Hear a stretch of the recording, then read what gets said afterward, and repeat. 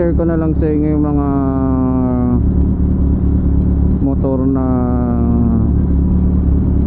na nagamit ko na. Ayun yung journey ko sa pagmumotor. Yung nag-start talaga ako magmotor around 2019. Kasi nung una, yung rason ko talaga, pinaka main reason ko ba't ako nagmotor, kasi gusto ko makatipid. Dati kasi nung sa QC pa ako nakatira, then uwian ako ng Caloocan North. Ang nakagastos ko one trip pa lang is around 55 pesos plus tricycle 20. Tapos minsan 55, minsan 45. 55 pag sa pila ka sumakay, then 45 kapag ka sa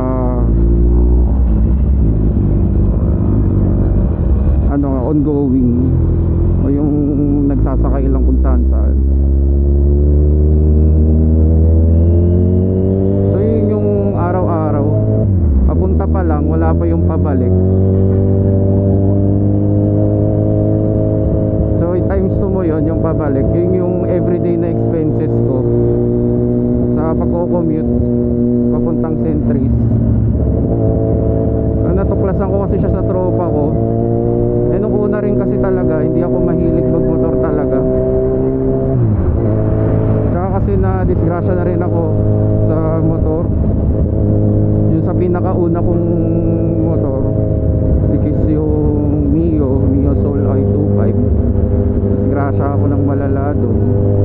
So yung first motor ko, then kabago-bago, nabangga ako sa poste. After 2 years, bago ulit ako naglakas loob na mag-try na magmotor. Actually may lisensya na ako noon that time, pero yun nga, na-trauma ako. So naisip ko, paano pa kaya kapag nasa highway na ako, hindi wala na. Kaya yung mga worries ko dati, kaya almost 2 years ako di nakapagmotor din. Then after nun, doon ako nakapag-decide na magmotor dahil nga laki ng natitipid.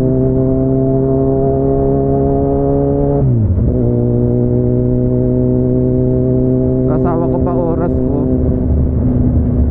Ang laki ng, ang daming advantage, naging advantage sa akin ng pagmumotor. Hanggang sa nag-upgrade na ako.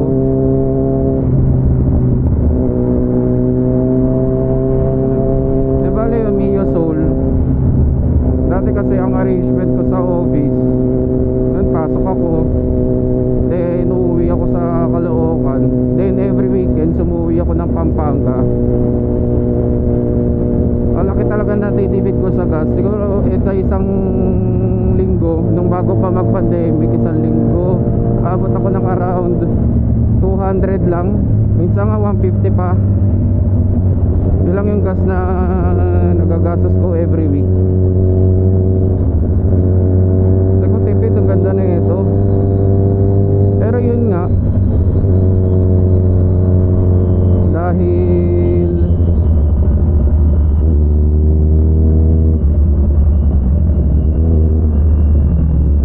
mas gusto ko ng medyo mataas o malaki na motor, bumili ako ng NMAX. Yung second ko na motor. Pero yung Mio nandun pa rin. Hindi ko lang talaga siya masyado nagamit. Di bali nung na-aksidente ako, pangalawang aksidente ko sa Mio, yung sumemplang ako, yung may kumabig na tricycle, then nabangga ako. Yun yung pangalawang aksidente ko sa Mio. Yung first ko kasi yung sa poste, tapos yung pangalawa yung sa tricycle driver na kumabig. So yun yung pangalawa kong aksidente.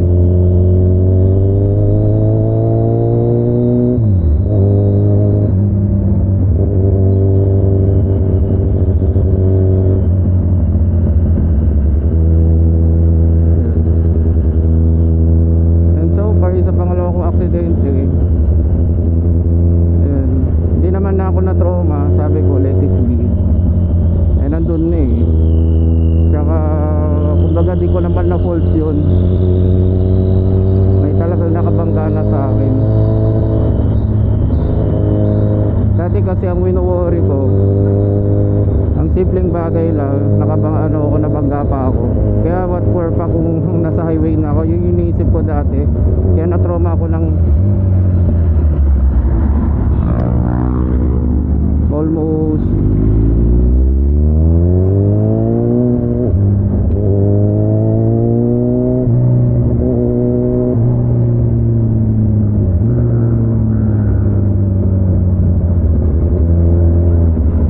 naglakas na ulit ako ng loob.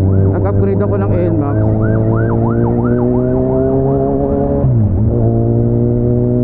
So far naman sa NMAX, nagamit ko siya, wala naman nangyaring insidente.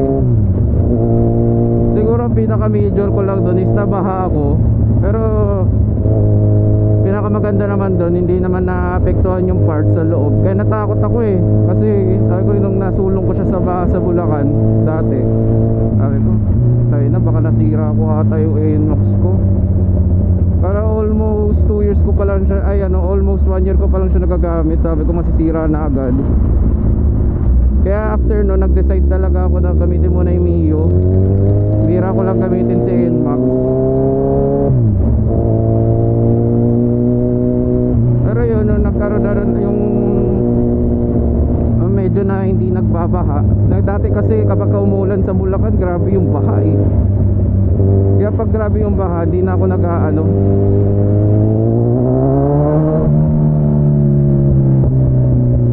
hindi na ako nag-NMAX. Mio na lang yung ginagamit ko.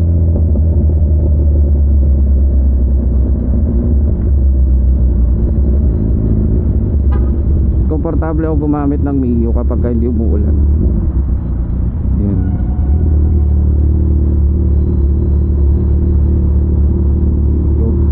Tapos sa NMAX naman, siguro matagal ko rin siya nagamit. Pero kasi nung after nung nag-pandemic na, yan na nga, di na ako masyado pumapasok. So yung scooter ko, yung dalawang scooter ko, parang dyan na lang siya napupunta. Kasi na-stuck ako sa Pampanga and then di na ako pinapasok. So laki na naipon ko doon, nakapag-ipon ako ng malaki doon dahil lang nagagastos ko lang naman yung mga pagkain, grocery. Pero the rest wala talaga akong ginastos doon. Yung change oil din, yun lang. Yun lang din mga nagastos ko nung sa span ng 2 taon ko na lockdown. Then ayun, after nung lockdown, doon ako nag-decide na bumili ng big bike. Kasi sabi ko mas mabilis yung biyahe dahil nga una expressway, and then gusto ko makaranas na makapasok ng expressway na ako yung nagda-drive. Kaya nag-decide akong bumili ng Ninja 400. Halos matagal din nagstay sa akin si Ninja 400. Kahit nung nadisgrasya na ako dun, ginamit ko pa rin siya. Pina-repair ko siya, tapos ayun, all goods naman. Napabiyahe ko pa rin naman ng malayo. Ayun, wala naging problema sa akin nun. Si Ninja talagang ang laki ng natipid ko. Sa gas wala akong walang talo. Laki talagang tipid. Basta mahalaga ka lang sa maintenance. Then yun nga, may isa akong aksidente nung nag Ninja 400 ako. Ayun yung talaga major crash. So yun nga, just to make the story short, may tumawid na scooter, and then ayun, di natin nahabol ng preno. Nahabol naman natin. Ang problema nga lang, kumalang dun sa likod ng motor niya. So di bale na top balance pa rin ako. Pasalamat siya, hindi siya na-discuss siya ng bahagya.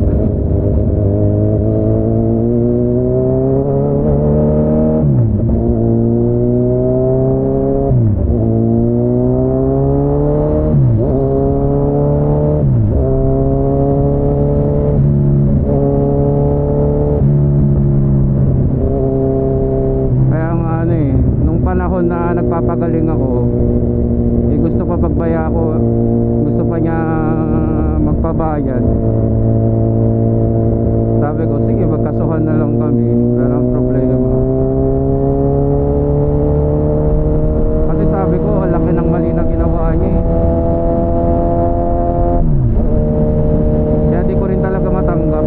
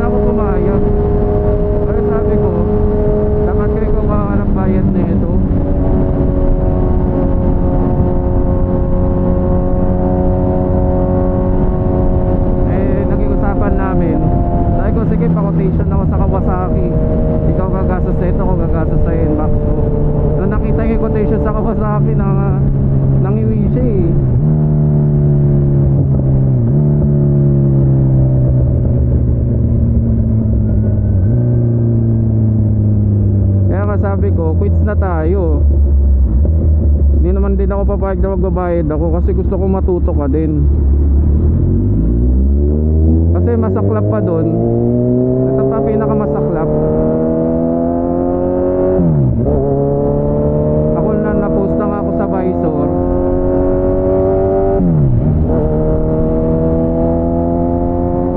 Tsaka ito pa yung plot twist, wala pa siyang lisensya.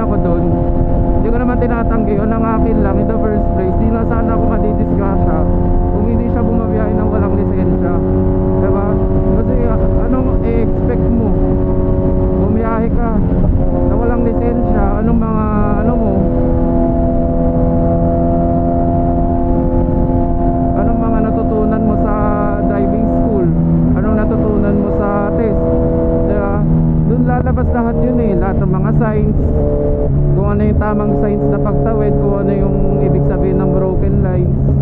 Kaya ako, di naman ako nagmamalinis. Parang akin lang.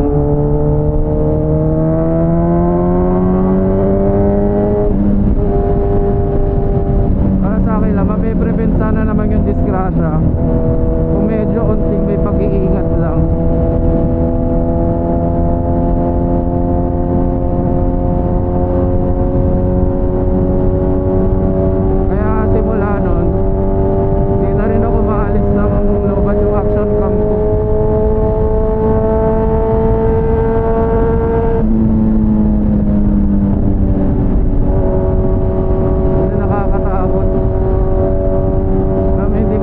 Disgrasya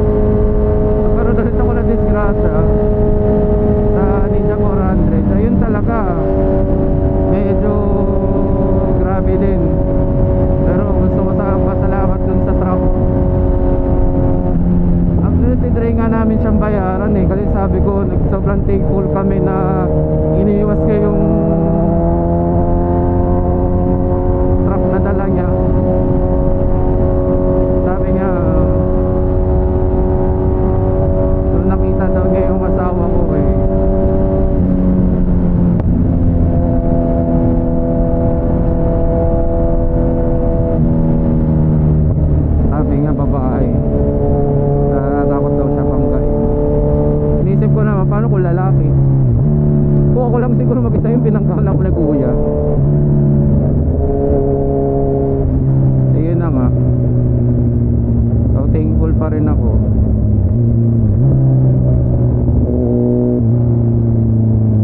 Actually doon,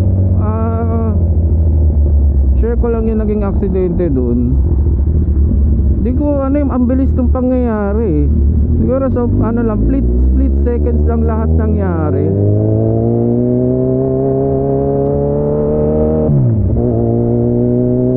Kasi maki mo, nagpahinga lang ako saglit. Coming ako dun sa, galing ako sa filtering, lane filtering.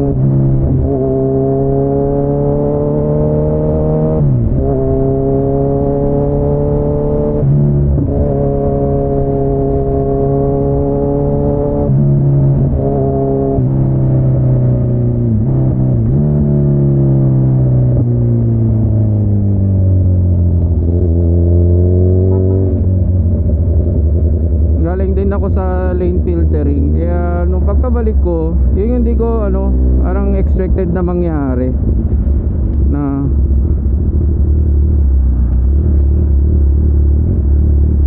sabi ko, tangina, gulat ako. Pucha. Sabi ko, di ko ina-expect yung nangyari. So syempre, ang una kong reaction, natakot talaga ako. Pero nanggalaiti ako sa galit dun sa ano, dun sa pinakaharapan. Kasi to sa totoo lang, kung nandun kayo sa sitwasyon,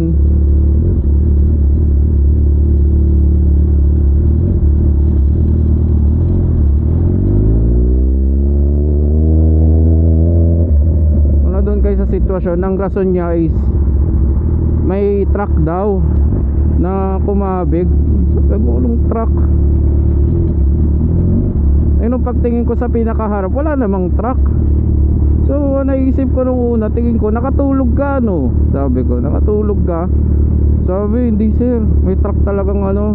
Sabi ko, bakit? Paano yun? Paano yan? Wala namang truck sa harapan mo no nangyari. Sabi ko sa kanya. Tapos di na siya makakibo. Syempre medyo nagalit tayo ng konti dun. Kasi sa akin, sabi ko lang naman sa kanya, kung gusto mong magpahinga, tumabi ka muna. Hindi yung ipipilit mong magmaneho ka, kasi makakapatay ka sa ginagawa mo. Yung nga yung sabi ko sa kanya. Tapos yung nagkataon pa sa gitna,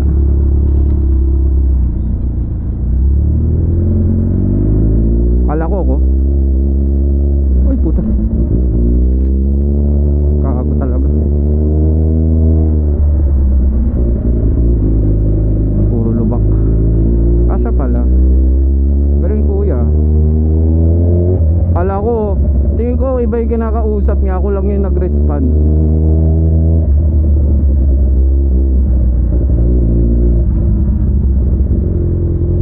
May moments na tong D1 ko, kabago-bago pa lang.